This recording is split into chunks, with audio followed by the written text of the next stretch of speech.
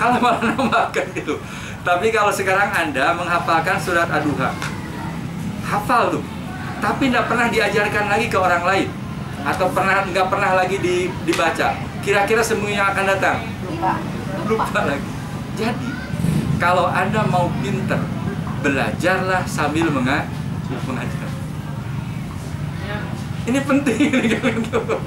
Jadi di kelompok-kelompok begini nih. Jadi saya punya pengalaman begini. Jadi saya itu sudah terkenal ketika di SMA itu dianggap ya aktivis organisasi aja, nggak pernah belajar. Padahal guru-guru nggak tahu cara belajar saya. Saya nggak bisa belajar sambil duduk begini. Saya kadang-kadang belajar itu sambil naik bis kota gitu, baca segala macam. Nah, cuma ada kebiasaan saya di seksi rohani itu dulu, di SMA itu. Saya kebetulan senior, karena senior, maka saya diminta kemudian untuk meles anak-anak junior.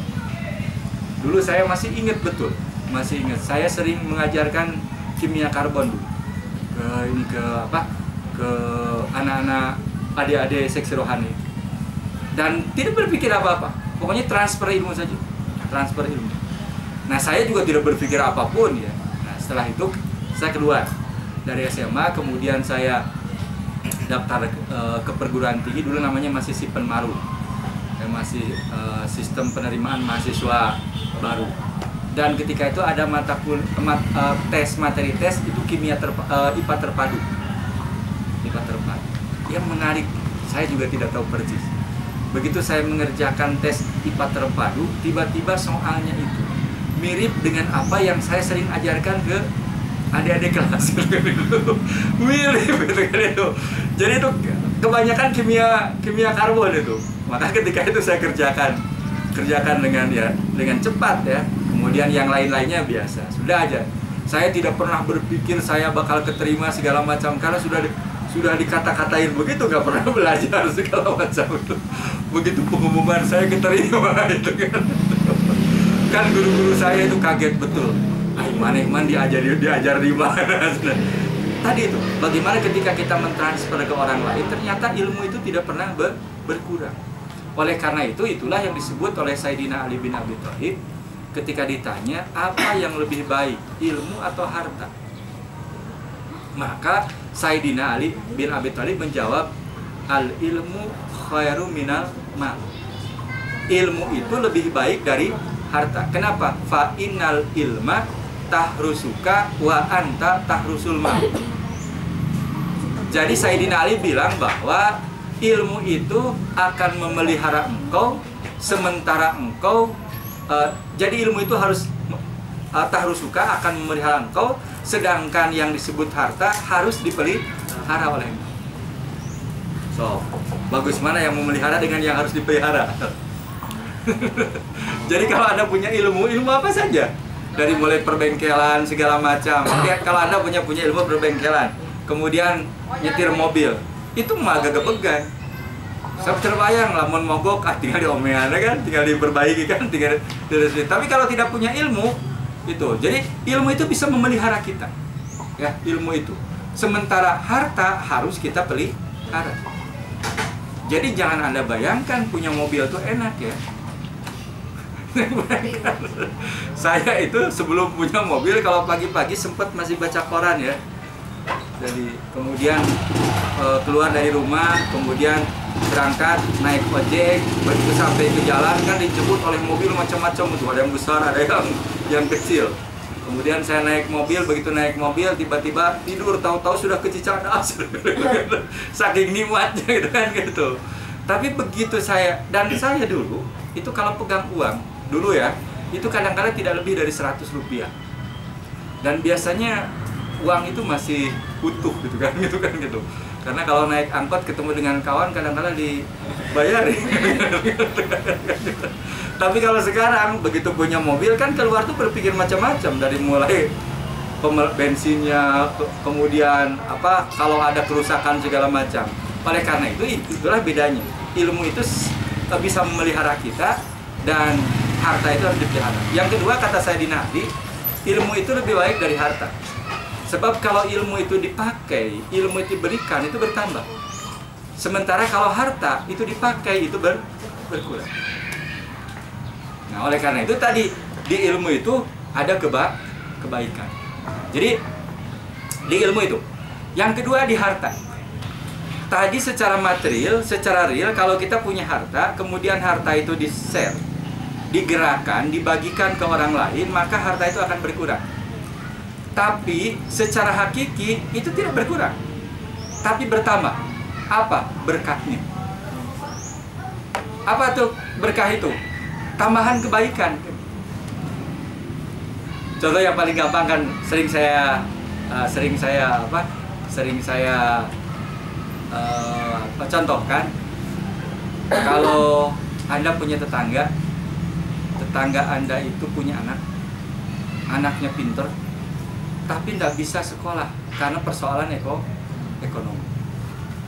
Nah, kemudian Anda tergerak, kemudian setelah itu Anda membantu tetangga Anda. Saya mau tanya, duit yang diberikan ke tetangga itu mengurangi yang ada atau menambah? Berkurang. Tetapi berkahnya bakal bertambah. Apa coba berkah? Ada aja rezekinya buat ganti. Nah, itu jangka panjang ya, jangka panjang. Ini yang jangka pendeknya. Itu uang banyak kita mengeluarkan 100.000, itu bisa berubah menjadi rasa apa? Rasa persaudaraan. Nah, kalau sudah terjadi ada rasa persaudaraan, kalau sekali waktu Anda berangkat ke luar kota, meninggalkan rumah, kemudian tetangga ada di sana, kira-kira khawatir enggak? Enggak itu. Sebab kalau tetangga kita menganggap kita saudara, itu rumah kita akan dijaga seperti rumahnya sendiri. Sehingga nggak usah nyewa satpam gitu. Coba saya mau tanya itu, nyewa satpam berapa satu bulan tuh? Bisa 100.000 tidak? Nah itu, belum lagi kadang-kadang satpam itu kan biasanya pagar makan tanaman gitu kan gitu. Jadi itu yang disebut perubahan, apa yang disebut dengan perubahan berkah. Apalagi tadi jangka panjang. Memang pada jangka panjang itu akan berubah dengan rezeki yang lain. Jadi saya sering cerita itu, saya kan dibesarkan dari dulu di Muhammadiyah, dari IPM, kemudian ke Pemuda, ke IMM, kemudian saya sering diajarkan di training itu satu prinsip. Prinsipnya itu, jangan sekali-kali berpikir apa yang bisa didapat dari Muhammadiyah, tapi berpikirlah apa yang bisa diberikan ke Muhammadiyah. Atau kalau Kiai Haji Ahmad Dahlan itu kan hidupi Muhammadiyah, jangan cari hidup di Muhammadiyah. Itu membangun prem saya. Dan ternyata kebiasaan itu bisa ditransfer, bisa dilakukan oleh kita di luar Muhammadiyah. Mulai di hidup ketetanggaan, kemudian di tempat pekerjaan. Jadi kalau Anda masuk ke kantor saya, kemudian Anda ngobrol dengan mulai staf sampai dosen, itu sudah pada tahu lah. Kalau ada yang butuh uang, itu rata-rata datangnya ke saya. Saya tidak tahu persis dari mana mereka tahu saya punya uang. Padahal kadang-kadang tidak punya uang saya. Oleh karena itu kalau ada yang datang ke saya, kadang-kadang saya rekomendasikan ke Lajis kan, kadang-kadang ke BTM itu. Tapi rata-rata itu semua terpenuhi oleh saya, kalaupun tidak dari mulai mahasiswa lah. Yang namanya anak-anak IMM itu sudah. Nah, yang menarik itu ya, yang menarik itu begitu. Saya tidak berpikir apapun, saya hanya melakukan apa yang seharusnya saya lakukan. Tapi ternyata itu punya melahirkan persepsi tertentu dari lingkungan saya. Artinya persepsinya berbeda dengan orang lain. Jadi saya dipersepsi orang, istilah Sunda jelema bager. Apa namanya bager itu? Baik. Suka memberi segala macam. Satu saat ada pemilihan pembantu dekan. Ya, saya tidak tahu persis. Itu ternyata yang mendorong saya itu senior saya. Dan ketika itu saya belum memenuhi syarat. Tapi kemudian mereka mengusahakan sampai memenuhi syarat, sampai kemudian terjadi pemilihan, maka kemudian saya jadi. Kan saya juga termasuk orang yang normal ya. Yang normal itu kan kaget. Sebab secara teoritis kalau orang sudah dekat dengan kekuasaan, kalau orang sedang berebut kekuasaan kan penyakitnya penyakit hasud. Kan begitu ya? Kalau ada orang bersaing nih berdua, kemudian yang satu berhasil, kira-kira ini senang nggak? Enggak. Kan kalau tidak senang melihat orang lain dapat kebahagiaan kan hasud. Tapi ternyata lingkungan saya tidak begitu, malah mendorong. Saya tanya, pertanyaan saya begini, Anda kenapa mendorong saya? Kenapa tidak mengajukan sendiri? Kan lebih senior, kemudian juga memenuhi syarat. Apa ada jawaban? Jawabannya begini. Pertama, secara kompetensi, saya tahu kata kawan saya itu. Jadi Anda itu dari sejak kecil SMP sudah berorientasi, Anda punya kompetensi untuk manajemen. Yang kedua yang paling penting begini katanya. Karena saya tahu Anda itu orang baik, suka berbagi. Kalau sekali waktu saya butuh, kan gampang. Kalau sekali waktu kan gampang gitu. Jadi kalau Anda punya kelebihan rezeki, saya minta bantuan kan gampang. Sederhana ya. Logikanya kan sederhana. Tetapi itulah yang disebut dengan bagaimana kemudian menggerakkan apa yang disebut harta, menggerakkan ilmu itu akan mendatangkan kebaikan, akan mendatangkan berkah. Mungkin ya itu kebaikan. Tapi kita juga tidak tahu apa memang itu kebaikan atau tidak. Tapi saya rasakan sampai selesai saya selamat memegang jabatan itu. Selamat, artinya itu bagian dari kebaikan. Sekarang kedua kalinya saya belum tahu apakah selamat atau tidak. Tapi tadi bagaimana kemudian kebaikan itu mengalami metamorfosis ya, mengalami perubahan dari uang kemudian jadi persaudaraan kan, kemudian dari uang jadi jabatan kan gitu. Nah, kenapa orang ini bilang begitu? Karena pernah saya tolong.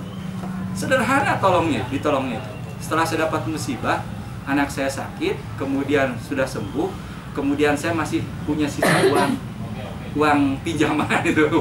Jadi uang pinjaman, saya datang ke kampus, kemudian lihat kawan saya itu apa ya? Istilah Sunda mah hulang-hulang. Apa hulang-hulang? Melamun gitu kan gitu. Dia sedang melamun. Saya tanya, "Anda kenapa melamun gitu?" "Wah, Senoman, saya ini kalau minggu ini tidak bisa bayar SPP di S2, saya bakal di DO." Saya tanya, "Berapa SPP-nya?" 2 juta. Kebetulan saya masih punya sisa itu. Saya berikan kepada dia. Saya tidak mikir apa-apa, pokoknya pikiran saya selesai aja S2-nya. Tidak saya berpikir kemudian dia jadi saingan saya, tidak. Pokoknya selesai aja S2-nya. Nah, sudah begitu, dia ke Jakarta menyelesaikan itu, kemudian lulus. Nah, mungkin itu terbayang-bayang itu. Jadi kebayang oleh dia kalau saya punya jabatan, punya kelebihan uang, kalau ada kebutuhan kan tinggal pinjam. Makanya saya didorong gitu, didorong. Dan itu kan tidak sengaja ya, tidak terencana. Itu yang disebut tadi oleh kita in ahsantum li anfusikum. Nah, inilah yang disebut dengan bagaimana kemudian di hijrah itu ada gerakan, di gerakan itu ada kehidupan, dan yang digerakkan itu bisa pikiran kita, bisa hati kita. Jadi pikiran kita itu dengan memikirkan semua ciptaan Allah, hati kita dengan berzikir kepada Allah, bisa juga menggerakkan ilmu kita, bisa juga menggerakkan harta kita. Pasti di belakangnya ada kebaikan. Nah, itulah mungkin jawaban kenapa Khalifah Umar bin Khattab menentukan awal tahun baru hijrah itu dari peristiwa hijrahnya Rasul dari Mekah ke Madinah. Kenapa? Sebab di sana disebutkan wama yuhajir fi sabilillah yajid fil ardi maradaman wasa'ah. Barang siapa yang berhijrah di jalan Allah, dia akan mendapatkan rezeki yang banyak dan tempat yang luas, tempat hijrah yang luas. Intinya akan dapat kebaikan. Oleh karena itu, kalau Anda mau hidup lebih baik, kalau keimanan kita lebih baik, maka prinsip gerak itu, prinsip hijrah itu harus senantiasa dipedomani oleh kita. Jadi pikiran kita yang digerakkan akan jauh lebih sehat, fisik kita yang digerakkan akan jauh lebih sehat daripada yang tidak digerakkan.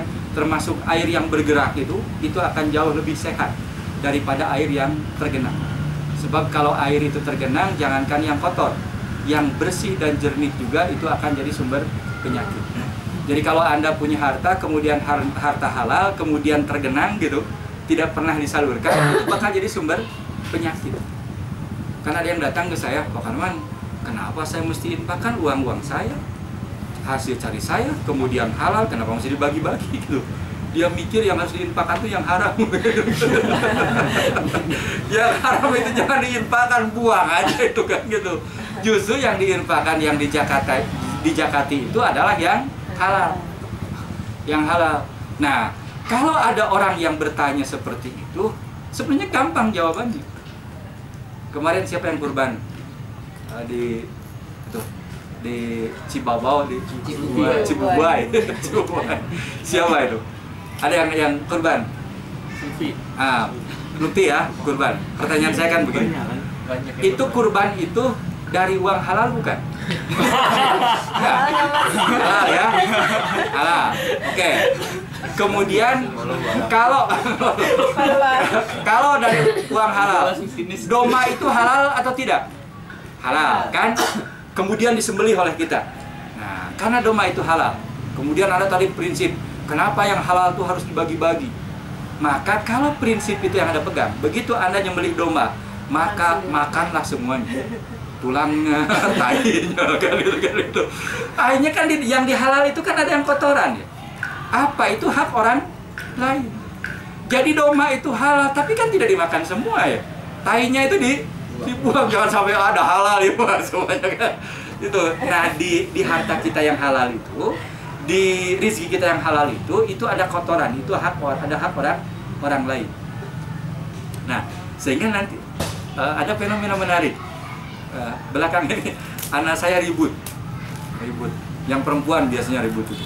Wah katanya sekarang tuh bisa download BB di Android gitu. Android. Saya mikir kan yang namanya BB itu dulu luar biasa. Tapi kan produknya eksklusif. Eksklusif. Saya jadi berpikir eksklusif itu sama dengan bakhil. Bakhil itu apa? Pelit. Kan kalau orang itu punya sesuatu hanya untuk dirinya saja, tidak di-share ke orang lain, ternyata yang eksklusif itu akhirnya bangkrut juga. Kenapa? Karena ingin dapat sendirian kan itu. Tapi coba Google ya. Google, kan Android itu produk Google ya? Iya. Coba lihat Google. Kan disebut lagi Ustadz Google. Kalau ada apa kan tinggal nanya tuh ke Ustadz Google. Segalanya open kan? Segalanya gratis itu. Coba bangkrut tidak? Malah meraksasa kan begitu. Jadi saya tidak tahu persis ya, tapi saya mikir oh iya eksklusif itu ciri dari pelit gitu, ciri dari kikir dan akhirnya bakal jatuh juga. Tapi ketika orang punya ilmu kemudian punya kemampuan di open, dimanfaatkan ke orang lain, ternyata itu tidak pernah bangkrut, malah berkembang. Nah kenapa? Karena mereka cerdas kan, cari duitnya tidak dari sana kan, itu dari iklan segala macam. Jadi ke kampus saya datang sebuah perusahaan namanya IMS, perusahaan WiFi. Dia ingin masang WiFi di kampus saya. Saya tanya, berapa bayarnya per bulan? Enggak Pak, gratis katanya. Saya percaya tidak percaya gratis itu. Saya percaya karena saya kan kebetulan pegang kebijakan itu di Pemandaran 2. Terus gimana? Ya gratis Pak katanya, dari mulai pemasangan infrastruktur segala macam. Cuma nanti dalam pemakaiannya ada caranya katanya. Ada jeda, dibuka dulu, nanti dipakai 20 menit. Kemudian setelah itu ada iklan kan gitu. Terus mau gitu, bayar nggak? Sampai kapan ya? Selamanya aja kan gitu. Saya mikir apa gratis? Oh dipikir-pikir itu dia cari duitnya dari iklan itu. Kan bayangkan di kampus saya itu mahasiswanya kan ada sekitar 20.000 tuh. Itu makai itu mungkin kan bisa dideteksi ya. Deteksi kemudian hasil deteksi itu kan bisa dijual ke perusahaan segala macam. Saya mikir, oh iya ini prinsip berbagi itu. Ternyata di belakangnya ada kebaikan yang luar biasa. Saya juga kan mikir loh, nah Google teh meni bager-bager tuh gitu kan gitu. Tapi ternyata di belakang itu kan dia punya iklan kan, punya macam-macam lah gitu. Nah oleh karena itu tadi Nabi kan nyebutnya disebutnya iyakum wal bukhl. Jauhkanlah oleh kamu itu bakhil. fa innahu ahlakaka mangkana qablaku. Sebab yang disebut bahil itu yang mendiamkan, tidak menggerakkan harta itu yang menyebabkan umat-umat sebelum kamu itu hancur. Kayak Qarun kan, itu hancurnya karena kebahilan. Kan Qarun. Dan wayaspiku dima'akum, itu yang menyebabkan umat-umat sebelum kamu itu melakukan peperangan sehingga terjadilah pentumpahan darah. Jadi pelit itu bisa mendatangkan pertumpahan darah, bisa mendatangkan kehancuran. Dan itu bukan persoalan gaib. Itu rasional itu. Coba bayangkan oleh Anda. Kalau Anda hidup di sebuah komplek, kemudian komplek mewah, kemudian di pinggir komplek itu ada perkampungan miskin. Kemudian Anda biarkan itu perkampungan, tidak pernah disantuni. Kira-kira apa yang terjadi? Itu bakal tidak aman. Kalau sudah tidak aman, dari sana kan merampok rumah Anda. Mending kalau cuma dirampok hartanya. Kalau ketahuan dia kalap, bisa membunuh kita kan gitu. Kenapa? Karena kita pelit. Tapi kalau dari komplek ini punya program mengembangkan, menyantuni wilayah miskin itu, sehingga kemudian menjadi maju, berpendidikan segala macam, itu akan harmonis. Jadi sekali lagi luar biasa itu. Digerakkan itu ada kehidupan.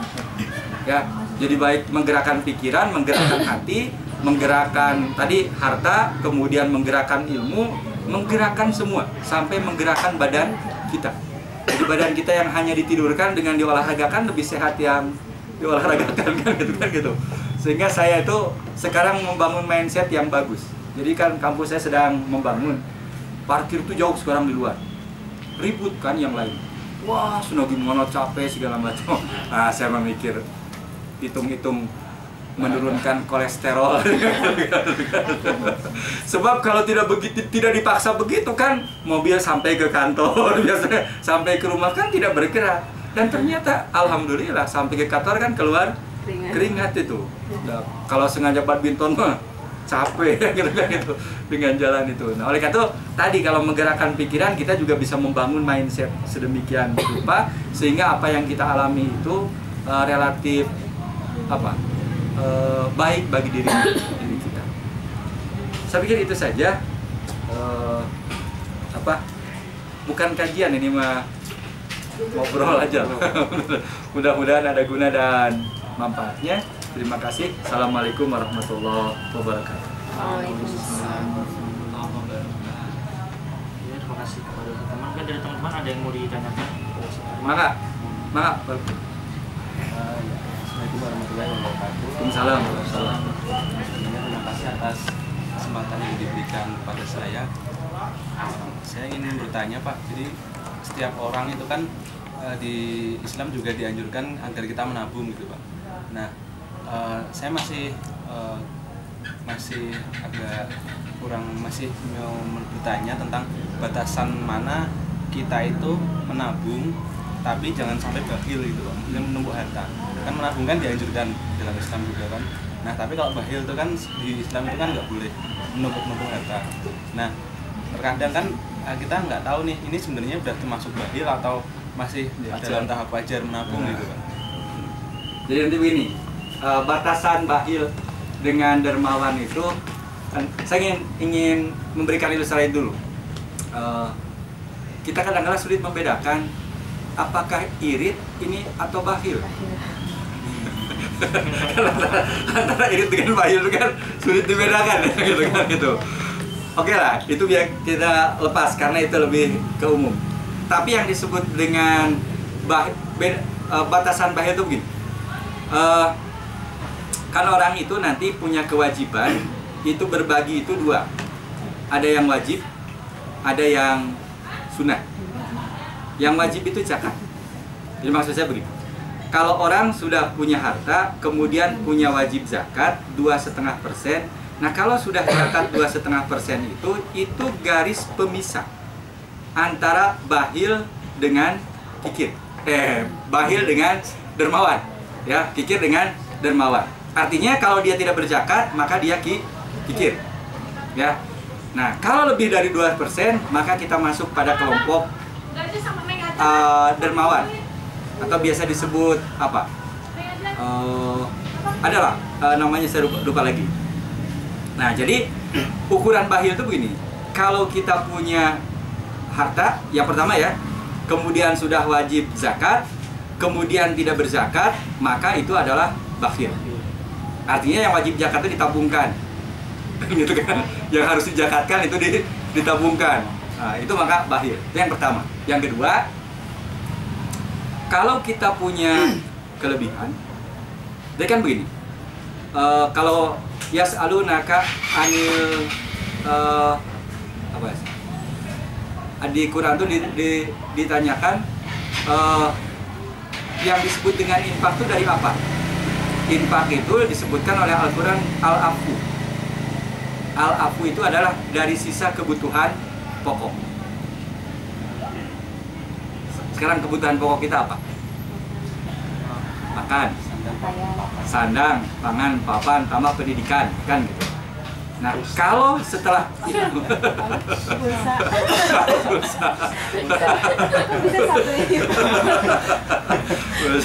bisa satu saat itu pulsa itu jadi kebutuhan pokok itu.